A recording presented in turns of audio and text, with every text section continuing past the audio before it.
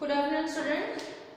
So in our online class, we have already discussed about the ratio. So ratio means what? If you want to compare two same kind of quantities, that time we do the comparison by division. So that is the basic concept of ratio that we have already discussed in our online class. So now we will discuss about the proportion. What do you mean by proportion? Proportion means, suppose you have two ratios and both the ratios are, when you do the comparison, both the ratios are same.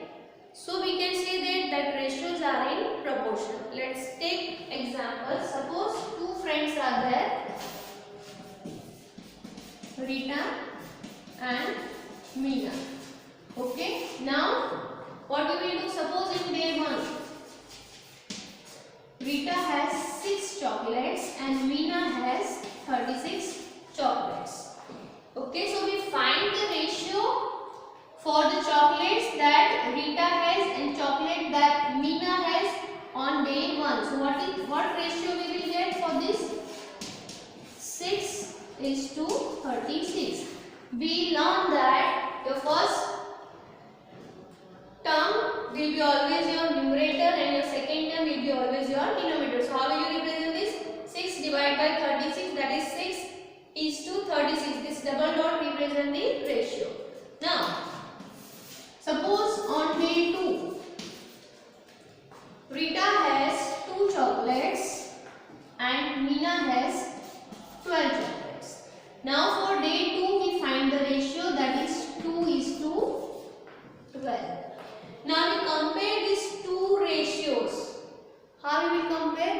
We can reduce this term. 6:36. What we will get? 6 by 36, which is equal to 1 by 6. So what we are getting? 1:6. For 2 divided by 12 is equal to 1 by 6 is equal to 1:6. So what we are getting over here? Both the ratios are of equal proportion. So these two ratios are equivalent. So when we compare two ratios and if we are getting the same answer for both the ratios, so what we can say? These two ratios are in proportion. So this is the concept of ratio, where we are comparing two quantities. Day 1 ratio, day 2 ratio, we are comparing these two ratios. After comparison, we will find that we are getting the same answer. So we can say that these two ratios are in proportion. So this is the meaning of proportion. Concept of proportion we have seen. So see in your textbook the definition is given. If two ratios are equal, we say that they are in proportion and use the symbol. Which symbol we can use for this? 6:36. Then we have to keep 4 dots. 2:12.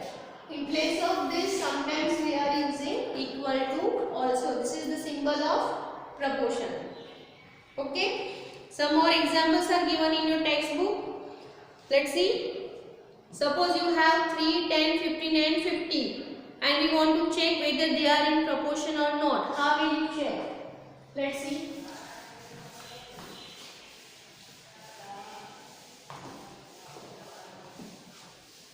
You have given some numbers, that is 3, 10, 15 and 50.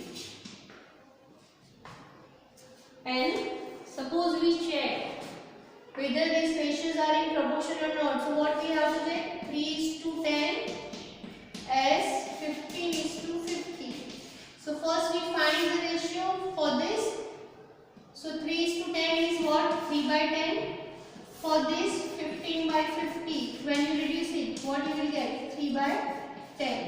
So this we can write 3:10 because there is no common factor, and this also we are getting 3:10. So after reducing, we are getting the same answer for 3:10 as well as 15:50. So what we can say? This 3, 10, 15 and 50 are in proportion. Okay. Some more examples we are given. 2, 4, 180 and 360. So we will find the ratio of 2:4 and 180:360. If you are getting the same answer for both the ratios, So this way we can find. This is all about the concept of proportion that you can understand. Some more examples are already given that we have already discussed in our online classes. Now we will discuss unitary method. All the exercise we will do later on. First of all, we understand all the theory parts. So now we will discuss unitary method. See in your textbook, some situations are given to you. Two friends Reshma and Seema went to market to purchase notebooks. Reshma purchased 2 notebooks for ₹24. So what is the price of one notebook? So we know that if 2 notebooks price is 24. So for one notebook what we can do? 24 divided by 2. So what is the price? 12 rupees. A scooter requires 2 liters of petrol to cover 180 kilometers. So 2 liters petrol required to cover 80 kilometers. So from 1 liter, so 80 divided by 2. How much distance you can cover? 40 kilometers. So there are examples of the kind of situation that we face in our daily life. Okay. So reconsider the first example. Cost of 2 notebook is 24. So cost of one notebook is 12 rupees. Now, if you know the cost of one notebook is 12 rupees, so you can easily find what is the cost of 5 notebook. That is 5 multiplied by 12, that is 60.